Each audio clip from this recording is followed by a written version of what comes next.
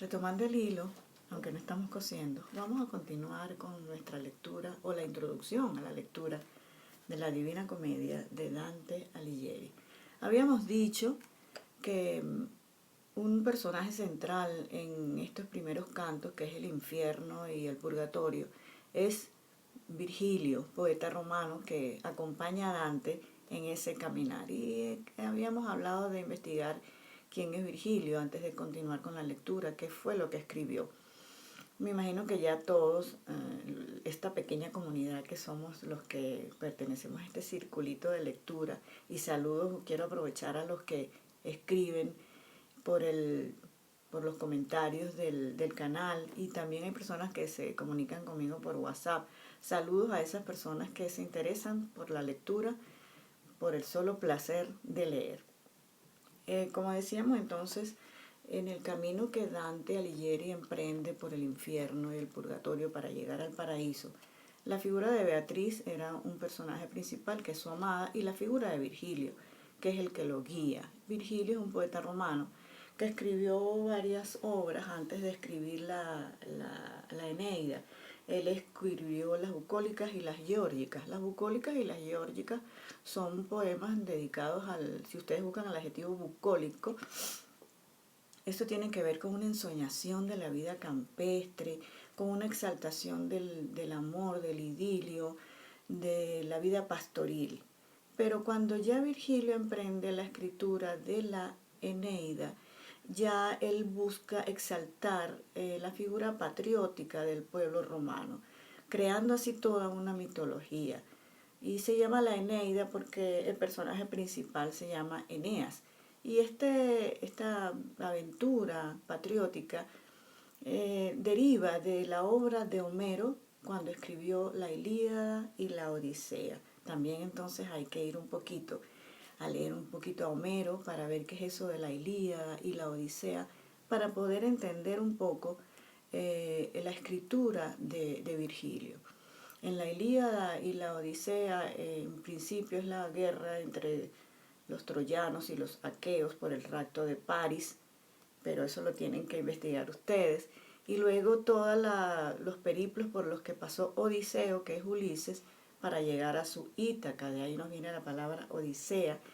Y la palabra Ítaca es la ciudad a donde todos queremos llegar algún día.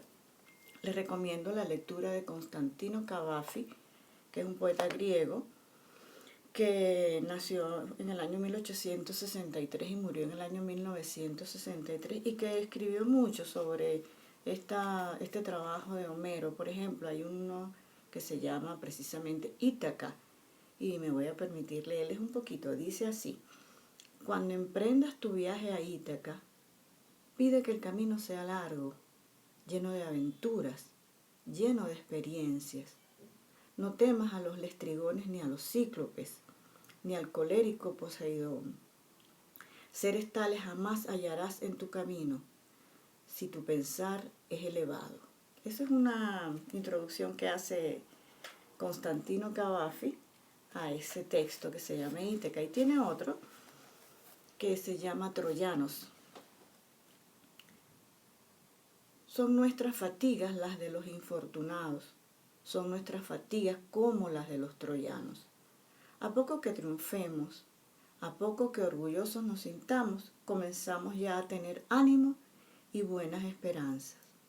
Pero siempre ocurre algo y nos detiene. Aquiles surge en la trinchera ante nosotros y a grandes voces nos espanta. Mas, cuando llega el momento decisivo, el arrojo y decisión se desvanecen, se turba nuestra alma y paraliza, y alrededor corremos de los muros buscando salvarnos en la huida. Son textos que tienen que ver con la Ilíada y la Odisea, pero al final tiene que ver con los sentimientos del ser humano, que es a lo que se refiere la Odisea, la Ilíada y la Eneida. Entonces, llegando a este punto, pues comencemos con nuestra lectura. El primer canto, que es el que vamos a comenzar a leer, tiene una introducción donde dice que se trata de las tres fieras, y entonces tenemos que tener cuidado qué es eso. y la aparición de Virgilio y la profecía. Comienza de esta manera Dante su recorrido por el infierno. A mitad del camino de la vida me encontré en una selva oscura por haberme apartado de la recta vía. No sabría decir exactamente cómo penetré allí, de tan adormecido que estaba, cuando abandoné el verdadero camino. Hay que tener especial cuidado porque todo este texto es una alegoría a las pasiones y debilidades del ser humano. ¿Y qué es una alegoría? Bueno, dicen que es como una metáfora alargada. Jorge Luis Borges describe muy bien lo que es una metáfora.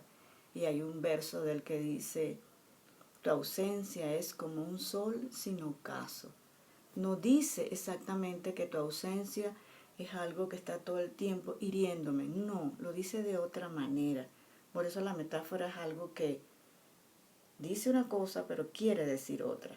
Y a eso se refiere este canto alegórico de Dante Alighieri, a los sentimientos, a las bondades, a las maldades, al que el ser humano está expuesto y en el que puede caer. Entonces, continúa.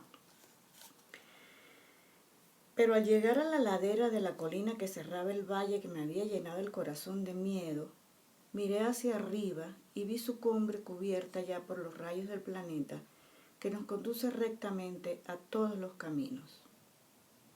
Entonces se calmó algo del miedo que se había posado en el lago de mi corazón durante la noche que pasé con tanta pesadumbre.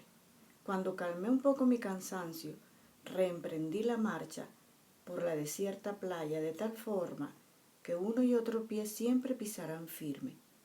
Y he aquí que al principio de la cuesta, una pantera ágil, de movimientos muy ligeros y con una piel manchada, no se apartaba de mi vista. Luego vi una loba cargada de deseos que había obligado a vivir miserablemente a mucha gente. Y de la misma forma que el que se desvive por atesorar riquezas cuando sufre una pérdida, llora, y todos sus pensamientos son tristes, lo mismo me sucedió a mí con aquella inquieta fiera, acercándoseme poco a poco, me empujaba donde el sol se calla. Mientras retrocedía hacia el valle, se presentó ante mi vista alguien que por su prolongado silencio parecía mudo. Cuando le vi en aquel gran desierto, le dije: ten piedad de mí, quien quiera que seas, sombra u hombre verdadero. Me respondió: ya no soy hombre, pero lo fui en otro tiempo. Oh, tú eres Virgilio, fuente que esparce ancho río de elocuencia. Y Virgilio me dijo: te conviene seguir otro camino. Ya hemos mencionado dos fieras, falta una. Hay que considerar de nuevo esta lectura porque esas fieras son unas alegorías. Y en el próximo encuentro vamos a descifrar qué es lo que nos está diciendo Dante al hablarnos de esta fiera. Saludos.